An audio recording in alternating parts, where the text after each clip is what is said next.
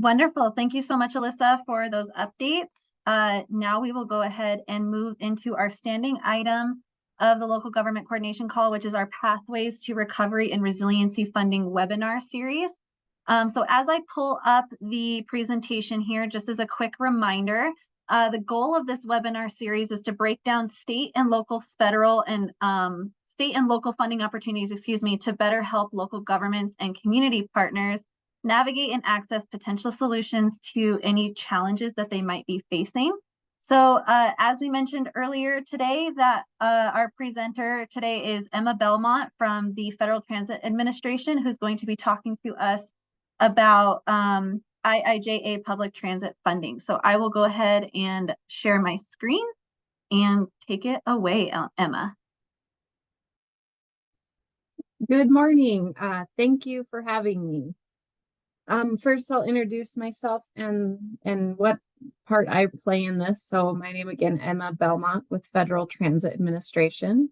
I'm part of Federal Transit Administration's Region 8 office. Our office is, we have 10 regional offices across the country, and we have a headquarters office that thankfully buffers the regions from most of the political stuff that goes on there. So the regions really work with the recipients directly to get all of the funding out to you all, the people that need the funding in your communities for transit services. And I'm going to talk about all of those services in a little bit. Region 8 is based here in Denver, Colorado. We work with Colorado recipients, Wyoming, Montana, North and South Dakota, and Utah recipients. And I think we can go to the next one. Next slide, please, Shell. So regarding the bipartisan infrastructure law, which is the same thing as IIJA, two names for the same legislation, and my presentation focuses on calling it the bipartisan infrastructure law, or BIL. It had some really good impacts for the transit community. I hope I've got some transit advocates on the call. If not, by the end, hopefully you will become one like myself. But we're going to talk about some additional funding that this legislation created for transit, some of FTA's priorities in implementing that funding. We have various programs, formula that are based on the census and transit ridership data. And then we have competitive funding programs that communities can apply for a specific project that they want funded that meets different goals of different programs. And we'll talk a little bit more about that too. And then obviously what those changes that the BIL IIJA made to FTA's programs. And then I'll finish up with a few contacts here in FTA Region 8's office if you want to follow up with questions after that. Next slide, please. So primarily, the bipartisan infrastructure law had funding increases for public transit, which was really nice to see. It also changed where the Federal Transit Administration gets some of our funding. Now we do get some money from the Highway Trust Fund, and that's almost $70 billion. That funds most of our staffing and then some of our other programs. And then we get some in advanced appropriations. And then every year there's an annual authorized appropriation that happens. As you know, we are waiting on that continuing resolution. We haven't been funded fully through 2024. That happens through Congress, and we're still waiting on that. And that's one reason it's nice to have some of that Highway Trust Fund money, so FTA doesn't, grind to a halt because of those political discussions that are happening. Some other changes are increased funding for state of good repair. And what that means is making sure that our transit vehicles are working. You aren't riding around in an 18-year-old bus that breaks down every time the driver tries to start it. We want funding out there to upgrade buses, make sure that they're operating in a good state of repair. Also, transitioning fleets, low or no emissions is a priority of this administration. And then we also got additional money for our CIG programs. And those are capital investment grants that are focused on high ridership transit corridors. primarily in urbanized areas, but there are some rural high frequency transit corridors, especially here in Colorado. RAFTA, Roaring Fork Valley Transit, has a Velociraptor, which is one of the country's first bus rapid transit corridors that operate in a rural corridor. So there are some exciting ways that you can use transit money to better your communities and to provide better and alternative transportation modes for your residents. There are also some new programs on the left side here, or excuse me, right side. There's some rail vehicle replacement programs, all station accessibility program funds. That would be funds that are targeting making sure there's sidewalks, bus stops that meet accessibility requirements. So community members that have mobility impairments can access transit. There's new funding towards upgrading those kind of facilities.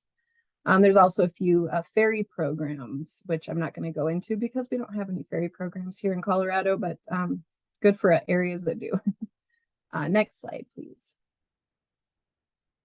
So as I mentioned, the biggest impact for the Federal Transit Administration is increased funding levels. You'll see on this slide the FAST Act, which was our previous funding authorization. We saw about $12 billion per year, and it's jumped up to almost 22 by the end of this authorization. FTA will see about $22 billion. And what that means is better transportation alternatives for our communities across the country. Next slide.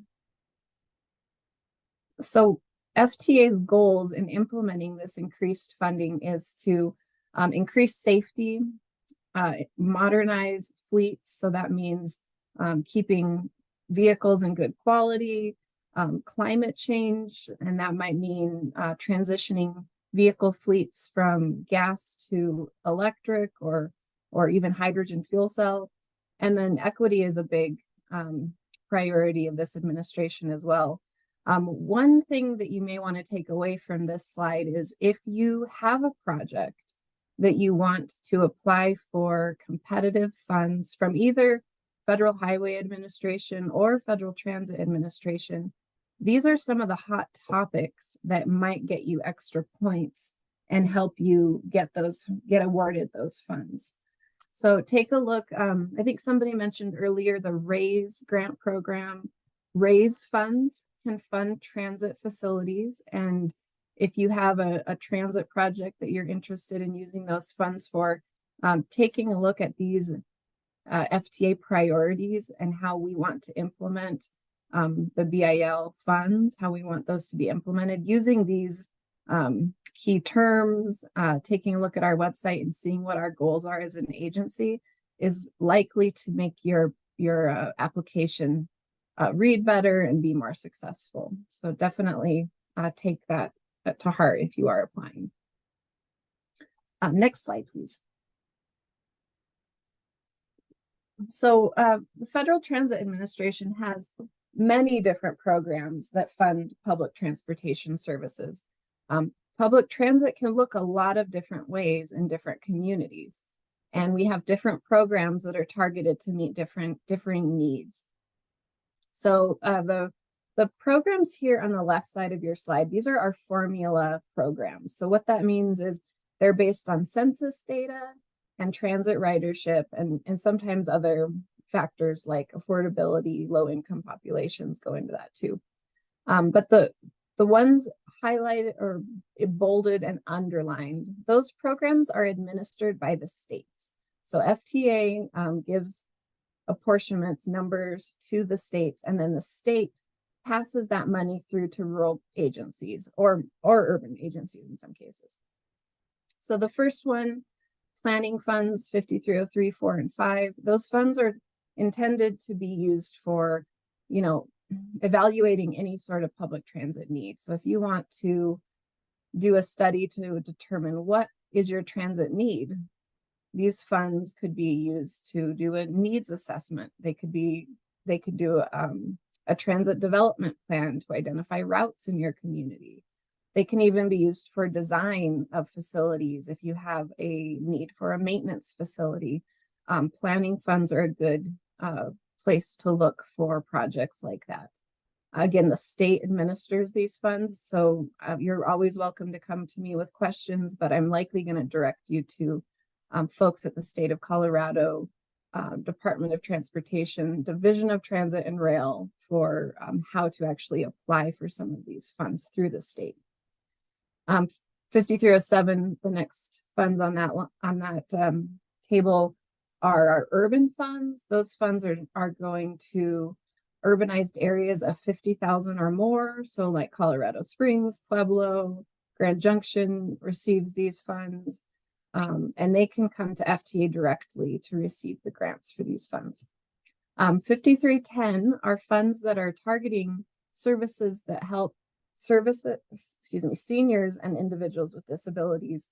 So this might be more of the demand response type services. So door to door, you call your local provider, they come to your door and pick you up at a scheduled time, take you to your destination and bring you home.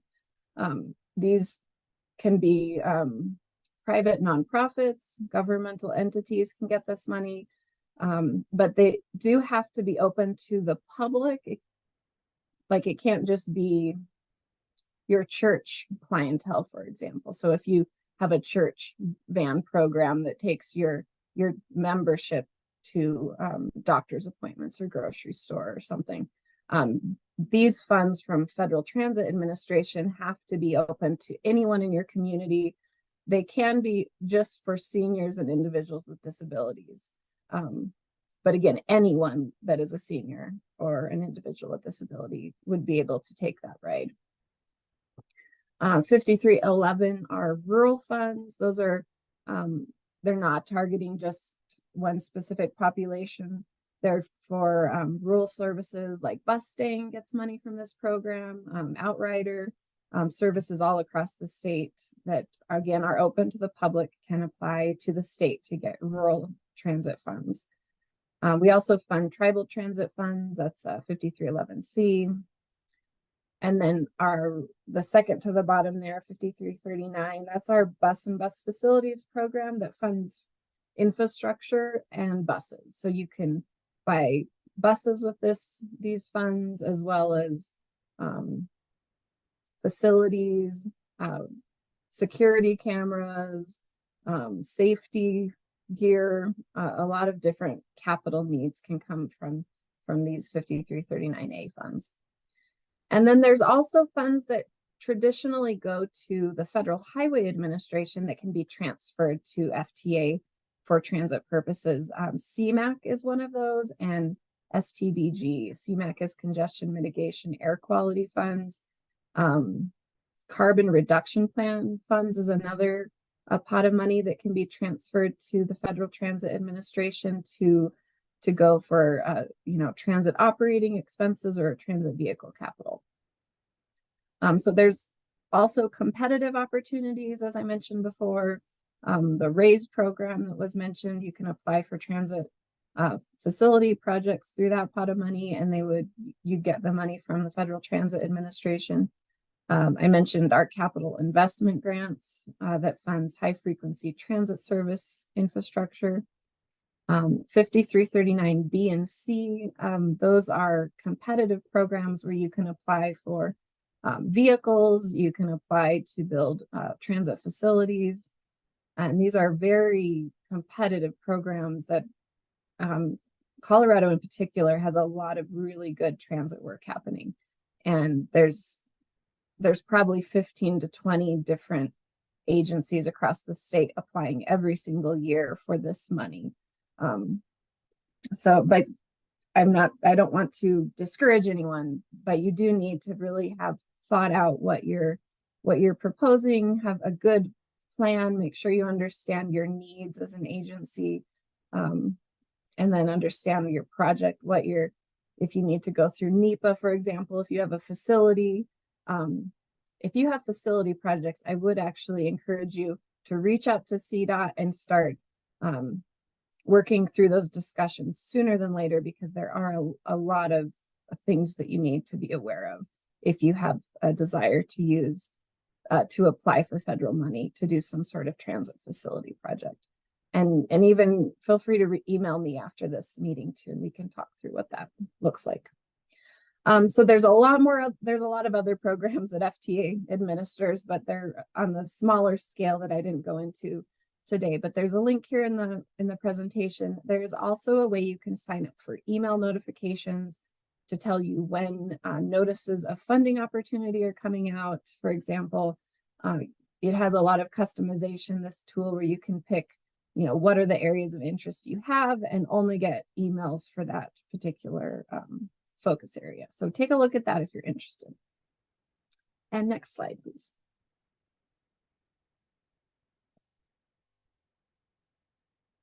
So FTA's formula programs, this is money that goes mostly to the state of Colorado to then pass through to subrecipients. These increased by about 30% thanks to the bipartisan infrastructure law.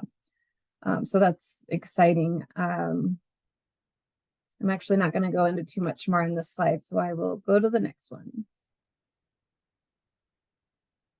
So I just wanted to give you a sense for what kind of things you can apply for these various programs. These again are the funds that are passed through the state of Colorado Division of Transit and Rail.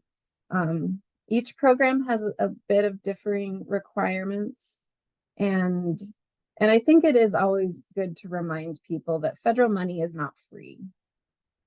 So you probably are going to spend a bit more money if you're going to use federal money. You'll probably still get more, bang for your buck, but you do have to comply with a lot of requirements to use federal funds. So just be aware of that before you get into it too far, that you will have requirements that you have to comply with. I've talked a little bit about planning. You can do a lot of planning work with federal money, doing design, engineering. If you have a facility project, again, I would recommend reaching out to the Federal Transit Administration in the state of Colorado sooner than later, so we can kind of hash through what those requirements are. The middle column here, 5310, again, those funds are intended to focus on services that help seniors and individuals with disabilities. If you're interested in that kind of money, you would have to be a local government authority or an operator of public transit. You can be a private nonprofit. Also, private taxi operators can receive this money. There is local matching funds required for all of our funds at this time. Occasionally there are opportunities where funds can be 100% federal, and there has been a push to have 100% federal as an option for 5310 and 5311. At this point, that has not been approved by Congress, but maybe in the next few years that may happen. But at this point, there's at least for operating usually a 50-50.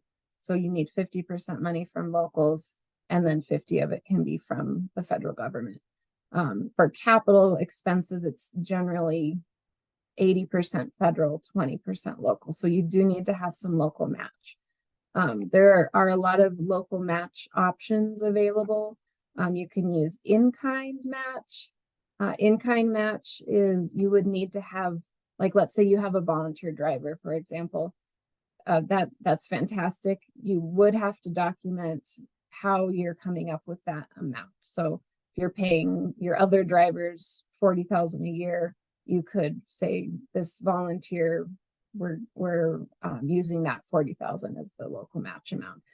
So you'd want to document what those are. There's other local match options outside of just general revenue funds from your partner agencies. And if you have interest in learning more about that, talking with Colorado Division of Transit and Rail is a great place to start, or feel free to email me after this meeting.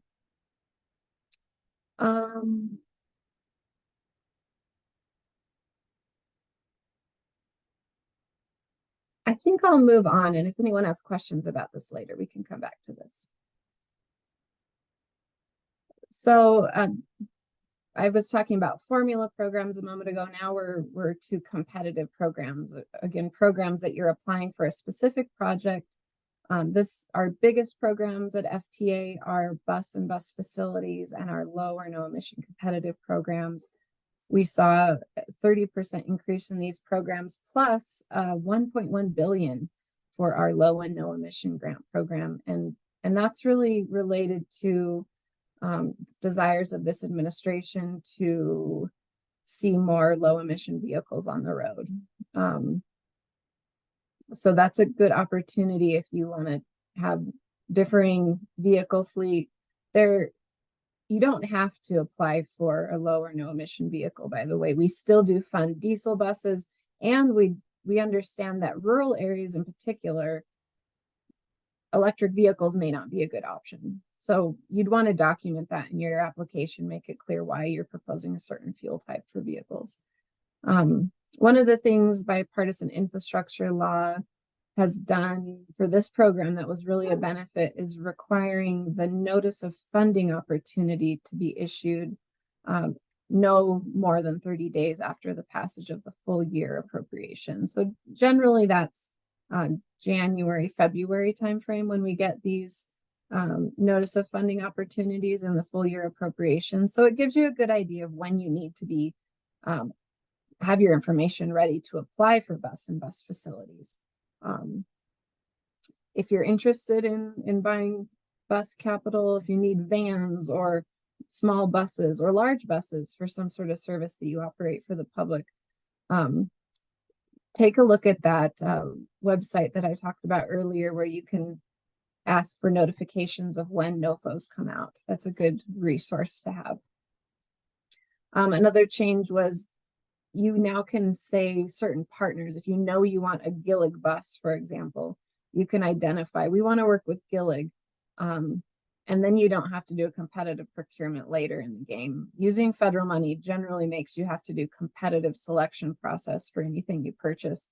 But a change due to BIL allows you to identify partners rather than do that competitive selection process. And then I'm going to jump down to the bottom, the very bottom one of this slide. A minimum amount of funds has increased to go to rural areas. It used to be 10% of the total minimum. Now it's jumped up to 15%, which is really nice because our rural areas need more funding, and it's hard to provide this service in rural areas. So it's good to see we're getting more funding in rural areas of the country.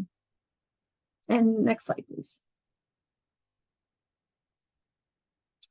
I'll just highlight, we do give a lot of money to communities here in Colorado.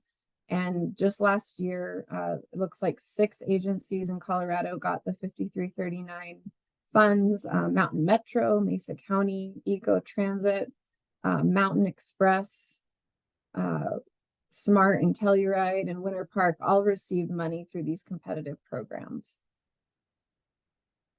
And next slide, please.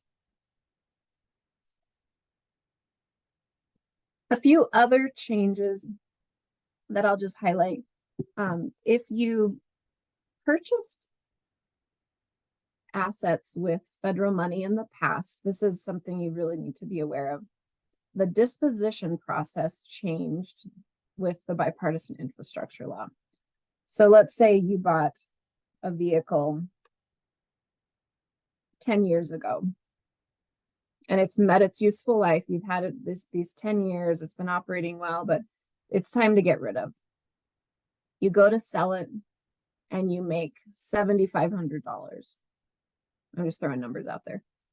If that is the case, the new requirement is that you can keep the first 5,000, and then you have to return anything above that, the federal share of anything above that, back to the Federal Transit Administration. Previously, you were able to put any money back into grants with FTA, but that has changed.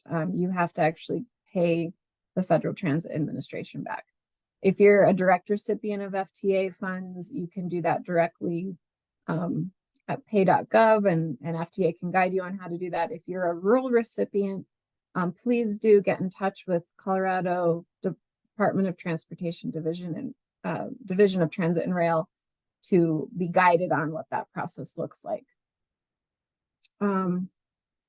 Another change, the emergency relief program, we do require that any facility that's funded with federal fund submit proof of insurance. It seems like a good practice, doesn't it? So you want to have insurance, and we do require that agencies show us proof of that insurance now, which we didn't always do in the past. Next slide. So if you have more questions about this, I just have provided several resources. There's a lot of fact sheets about the different programs that FTA funds. And then if you go to the next slide, it has our regional contacts. Again, my name's Emma Belmont, and I work with the state of Colorado, many of the urban areas in Colorado as well, on building grants, getting money from the Federal Transit Administration. And then we have another, a team that works more on the back end once you have a grant, making sure things are in order, you're complying with federal regulation. But this is our team. Myself and Callie Maddox work with, again, the state of Colorado and several of the urbanized areas. So I think that concludes my presentation, and I'm happy to answer questions.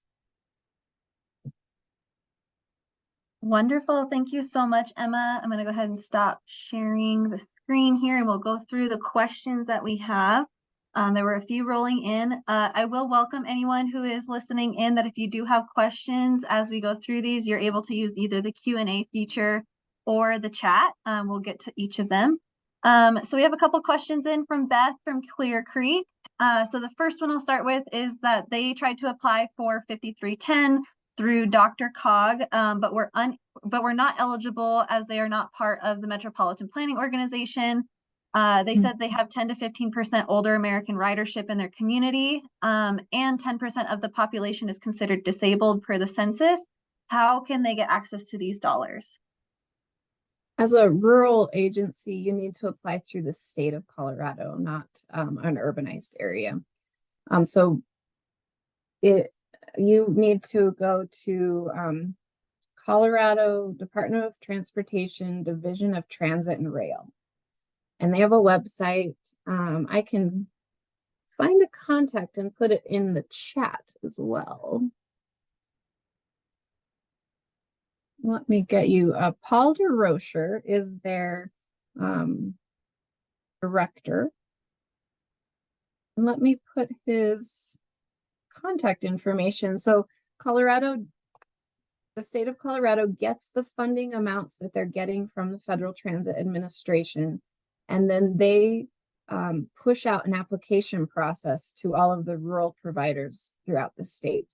But if they don't know that you have interest, then they're not going to send it to you, obviously. So we need to get you on that list so that you can be made aware of what that process looks like. And they can help you determine if your service is eligible, because you as an agency need to be an eligible recipient, and then you'll have to comply with different federal requirements to get the money as well. And they'll be able to walk you through what that looks like. And I just pasted his name in the chat. Great question. Wonderful. So the next question is from Clear Creek again. They're saying that they really, really need software tech or an application to show where the buses are in real time for office staff and riders. It's cold up there in the mountains.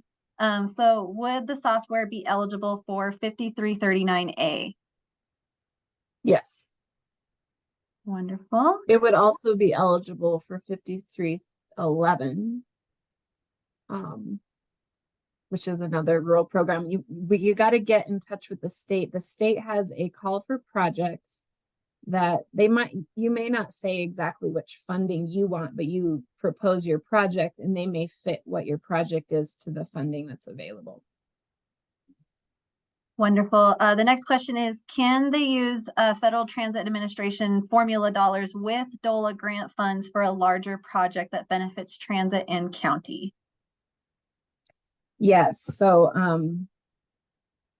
I don't know a lot about the DOLA funds, but I'm assuming that's state funds, which it would be local matching dollars to our federal money. And there are some federal agencies money that can act as local match for federal transit money. I think HUD might be one, but we would need to look at the funding that you're looking at. If you did have interest in using federal money to match federal money, we'd need to verify if it could be used as local match. But fares for your services, you would count that as maybe I said that one wrong. Maybe not fares, but if you get revenue from like advertising, that can go and count as local matching dollars.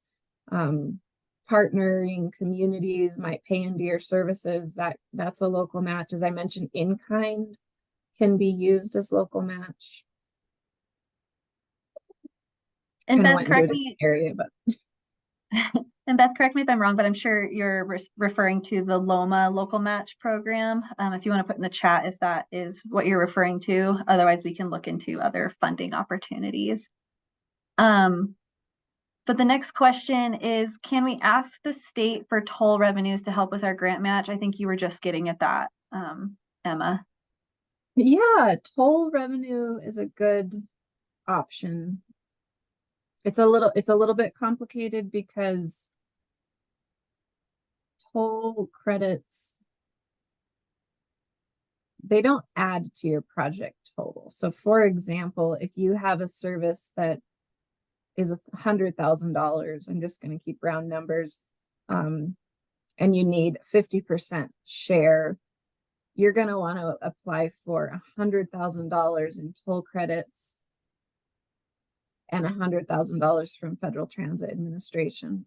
It is a good option, and Federal Highway Administration maintains the list of how much toll credits are out there for the state of Colorado. And as I understand it, there's a lot. So it's definitely worth looking into. Yes. Wonderful. Well, I think that's all the questions that I'm seeing that came in. Thank you, Beth, for all your wonderful questions. We really appreciate them. But because I'm not seeing any more questions, I think we're good, excuse me, to go ahead and turn it back over to our Executive Director, Maria, to close us out. Thank you so much. I just wanted to thank everyone for participating on the call, and please don't hesitate to reach out to us anytime if you have any questions, or if there's, if you ever have any suggestions on how we can continue to be good partners and support the work that you're doing on the ground. Thanks again and have a great day.